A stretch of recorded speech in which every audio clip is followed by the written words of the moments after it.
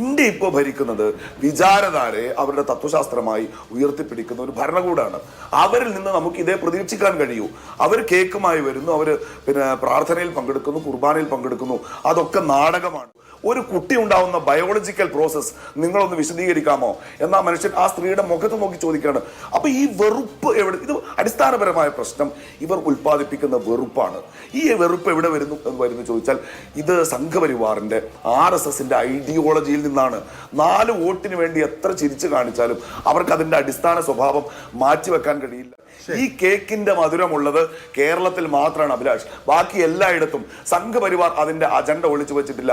എനിക്കിപ്പോ ഇന്ന് ക്രിസ്തു ജനിച്ച രാവാണല്ലോ, ആ പുലരിയാണല്ലോ. ക്രിസ്തുദേവൻ എങ്ങാനും ആ മിഷണറി ആ പ്രബോധന ദൗത്യം കൊണ്ട് ഈ കാലഘട്ടത്തിൽ ഇവിടത്തിൽ വന്നാൽ ഈ സംഘപരിവാറിന്റെ ആൾക്കൂട്ട വിചാരണയ്ക്ക് മുൻപിൽ നിസ്സഹായനായി നിൽക്കുന്ന ക്രിസ്തുവിനെ കൂടി നമുക്ക് കാണേണ്ടി വരുമായിരുന്നു. ഷിബു മീരാൻ, 1, 2, 3 ആക്രമണങ്ങളല്ല, കഴിഞ്ഞ ഒരാഴ്ച എടുത്താൽ വിവിധ ഉത്തരേന്ത്യൻ നഗരങ്ങളിൽ നിന്നായി ക്രിസ്മസ് ആഘോഷങ്ങൾ, ക്രിസ്മസ് അലങ്കാരങ്ങൾ നശിപ്പിച്ചതിൻ്റെ, ആഘോഷം തടഞ്ഞതിൻ്റെ, കുർബാന തടസ്സപ്പെടുത്താൻ നോക്കിയതിൻ്റെയൊക്കെ നിരവധി ദൃശ്യങ്ങളും അതുപോലെ തന്നെ വാർത്തകളും വന്നുകൊണ്ടിരിക്കുകയാണ്. കാത്തലിക് ബിഷപ്പ് കോൺഫറൻസ് ഓഫ് ഇന്ത്യക്ക് അതിൽ വലിയ ഖേദമുണ്ട്. പ്രധാനമന്ത്രി ഇന്നലെ കുർബാനയിൽ പങ്കെടുത്തതിന് ശേഷം ഇത്തരം അക്രമങ്ങളെ തള്ളിപ്പറഞ്ഞ് ഒരു സ്റ്റേറ്റ്മെന്റ് പോലും നടത്തിയില്ല എന്നിവിടെ ഈ ചർച്ചയിൽ പങ്കെടുക്കുന്ന പുരോഹിതൻ പറയുകയുണ്ടായി. ഇത് എന്തിൻ്റെ സൂചനയായിട്ട് കാണണം?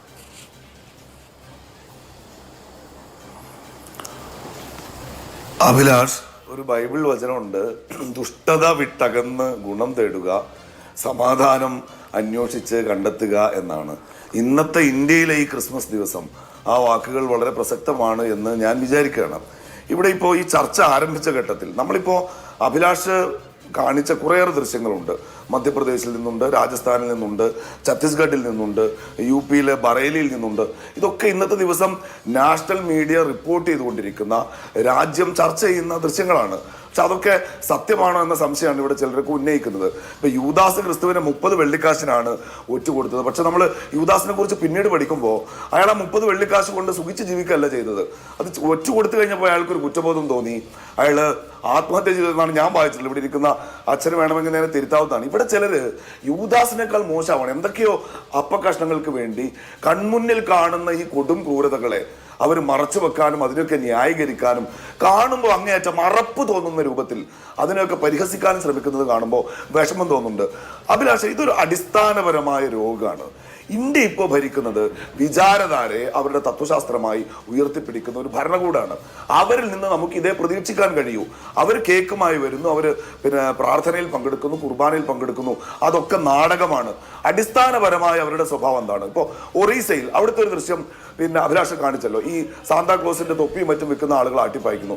ആരാണ് ഒറീസയുടെ മുഖ്യമന്ത്രി? മോഹൻ രാജ്പാൽ മാജി എന്താണ് അദ്ദേഹത്തിന്റെ പേര്. അദ്ദേഹം കഴിഞ്ഞ വർഷമാണ് മുഖ്യമന്ത്രി ആകുന്നത്. പക്ഷെ അദ്ദേഹത്തിന്റെ ചരിത്രം 2022 ഗ്രഹാം സ്റ്റെയിൻസിനെയും 2 മക്കളെയും കൊലപ്പെടുത്തിയ കേസിൽ ജയിലിൽ കിടക്കുന്ന, കുറ്റവാളി എന്ന് കണ്ടെടുത്തിട്ടാണല്ലോ ഒരാൾ ജയിലിൽ കിടക്കുക. ആ ജയിലിൽ കിടക്കുന്ന ധാരാ സിംഗിനെ വിട്ടയക്കണം എന്നാവശ്യപ്പെട്ടുകൊണ്ട് സമരം നടത്തിയ ഒരാളാണ് ഈ പറയുന്ന ഒറീസയുടെ മുഖ്യമന്ത്രി. ഒരു സംഘപരിവാറുകാരനാണ് അദ്ദേഹം ഒരു സംസ്ഥാനത്ത് മുഖ്യമന്ത്രി ആയിരിക്കുമ്പോൾ അവിടെ സാന്താക്ലോസിനെ വിൽക്കാൻ വേണ്ടി പറ്റുമോ? ഒറീസയിലെ റൈപൂരിൽ ഒരു മാൾ ഇപ്പോൾ ആക്രമിക്കുന്നുണ്ടല്ലോ അഭിലാഷ്. ഛത്തീസ്ഗഡിലെ റൈപൂരിൽ ഛത്തീസ്ഗഡിൽ ഇന്നലെ ഛത്തീസ്ഗഡ് ബന്ദായിരുന്നു. എന്താ കാരണം? അവിടെ ഒരു ആദിവാസി, ഒരു ട്രൈബൽ മേഖലയിൽ ഒരു മനുഷ്യൻ അദ്ദേഹത്തിന്റെ വീട്ടിലെ പ്രൈവറ്റ് ലാൻഡിൽ, ഒരു പൊതുവിടത്തല്ല, പ്രൈവറ്റ് ലാൻഡിൽ അദ്ദേഹത്തിന്റെ പിതാവിന്റെ ഭൗതിക ശരീരം പിന്നെന്ത് ചെയ്യുന്നു? അത് ഖബറടക്കുന്നു, ആ ശവസംസ്കാരം നടത്തുന്നു. ഒരാൾക്കൂട്ടം വരുന്നു, ആ ഖബർ മാന്തി ആ ശരീരം പുറത്തെടുക്കുന്നു. ഇനി ഈ വർഷം ജനുവരിയിൽ ഇതേ ഛത്തീസ്ഗഡിൽ നിന്ന് ഒരാൾക്ക് കോടതിയിൽ പോകേണ്ടി വന്നു. അദ്ദേഹത്തിന്റെ പേര് രമേശ് ബാഗേൽ എന്നാണ്. അദ്ദേഹം എന്തിനാണ് കോടതിയിൽ പോയത്? തന്റെ പിതാവിന്റെ ഭൗതിക ശരീരം ഏതാണ്ട് 1.5 മാസത്തോളം സൂക്ഷിച്ചു വെച്ചിട്ട് അത് അനുവദിക്കാൻ അവകാശം ചോദിച്ചിട്ടാണ് പോകുന്നത്. ഇത് ഛത്തീസ്ഗഡിൽ നടന്ന 2 സംഭവങ്ങളാണ്. അവിടെ ആ ആക്രമണം ഉണ്ടാകുന്നു. ഡൽഹിയിലെ കാഴ്ച നമ്മൾ കാണാണ്. ഈ രോഗത്തെ കൃത്യമായി നിർണ്ണയിക്കാനും ഇതിനെ ചികിത്സിക്കാനും കഴിഞ്ഞില്ലെങ്കിൽ നമ്മൾ വളരെ കൃത്യമായി ഇതൊക്കെ ഇപ്പോൾ പ്രാർത്ഥനാ ഹാളിലേക്കാണ്. ഇപ്പം കർണാടകയിൽ നിന്ന് നമ്മളൊരു വീഡിയോ ഉണ്ട്. ഒരാൾ വന്ന് പ്രീസ്റ്റിനെ ഭീഷണിപ്പെടുത്തുന്നു, അങ്ങേയറ്റം വെറുപ്പോടെ സംസാരിക്കുന്നു. ഒരു സ്ത്രീയോട് ചോദിക്കുന്നു എങ്ങനെയാണ് യേശു ഉണ്ടായതെന്ന് ചോദിക്കുന്നു. ആ സ്ത്രീ അവിടെ എഴുന്നേറ്റ് നിന്ന് ധൈര്യപൂർവ്വം മറുപടി പറയുന്നു. എന്താണ്? ജീസസ് പരിശുദ്ധാത്മാ സെ പേദാ ഹുയി ഹെ.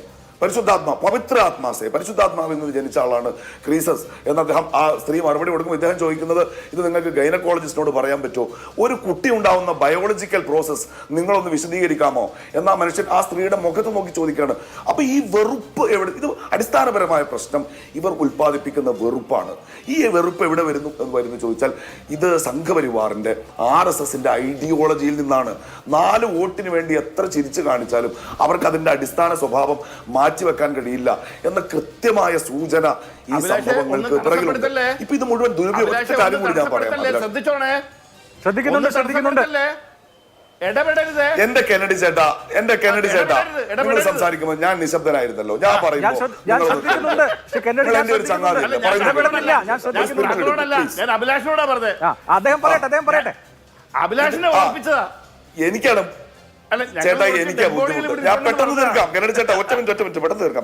കേൾക്ക്, ഇവിടെ മുഴുവൻ ദുരുപയോഗം ചെയ്യുന്ന ഒരു നിയമം, അതുകൂടി പറയാതിരിക്കാൻ നിവൃത്തിയില്ല.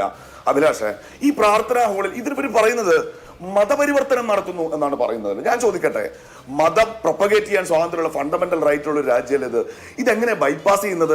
ഈ ആൾക്കൂട്ടങ്ങൾക്ക് എങ്ങനെ പിന്തുണ ലഭിക്കുന്നത്? ഇവർ കൊണ്ടുവന്ന നിയമ ഭേദഗതികളുണ്ട്. അതനുസരിച്ച് ആദ്യമായി കൺവിക്ട് ചെയ്യപ്പെട്ടത് കേരളത്തിൽ നിന്നുള്ള 2 ദമ്പതികളാണ്. ജോബി പാപ്പച്ചനും അദ്ദേഹത്തിന്റെ ഭാര്യ ഷീജയും. UP യിൽ വെച്ചാണ് അവർ കൺവിക്ട് ചെയ്യപ്പെടുന്നത്. അവരിപ്പോ ജാമ്യം കൊടുത്ത് പുറത്തു വന്നിട്ടുണ്ട്. ആദ്യം അറസ്റ്റ് ചെയ്യപ്പെടുന്ന ഒരു മുസ്ലിം പണ്ഡിതനാണ്. ആദ്യത്തെ അറസ്റ്റ് ഒരു മുസ്ലിം പണ്ഡിതൻ, ആദ്യം പിന്നെ എന്ത് ചെയ്യപ്പെടും? കൺവിക്ട് ചെയ്യപ്പെടുന്നത് ക്രൈസ്തവ പാസ്റ്റർമാർ. ജ്യോതി ശർമ്മ വെറുതെ ഒരാളല്ല. അഞ്ജു ഭാർഗവ വെറുതെ ഒരാളല്ല. ജാർഖണ്ഡിൽ ഇറക്കുമെന്ന് നടത്തിയ ഗുഞ്ചൻ യാദവ് വെറുതെ ഒരാളല്ല. ഇവരൊക്കെ സംഘപരിവാർ നേതാക്കന്മാരാണ്, BJP നേതാക്കന്മാരാണ്. ഈ കേക്കിന്റെ മധുരമുള്ളത് കേരളത്തിൽ മാത്രമാണ് അഭിലാഷ്. ബാക്കി എല്ലായിടത്തും സംഘപരിവാർ അതിന്റെ അജണ്ട ഒളിച്ചു വെച്ചിട്ടില്ല. എനിക്കിപ്പോ ഇന്ന് ക്രിസ്തു ജനിച്ച രാവാണല്ലോ, ആ പുലരിയാണല്ലോ. ക്രിസ്തുദേവൻ എങ്ങാനും ആ മിഷണറി ആ പ്രബോധന ദൗത്യം കൊണ്ട് ഈ കാലഘട്ടത്തിൽ ഇവിടത്തിൽ വന്നാൽ ഈ സംഘപരിവാറിന്റെ ആൾക്കൂട്ട വിചാരണയ്ക്ക് മുൻപിൽ നിസ്സഹായനായി നിൽക്കുന്ന ക്രിസ്തുവിനെ കൂടി നമുക്ക് കാണേണ്ടി വരുമായിരുന്നു എന്ന് പറയുമ്പോഴാണ് ഇത് പൂർത്തിയാവുക.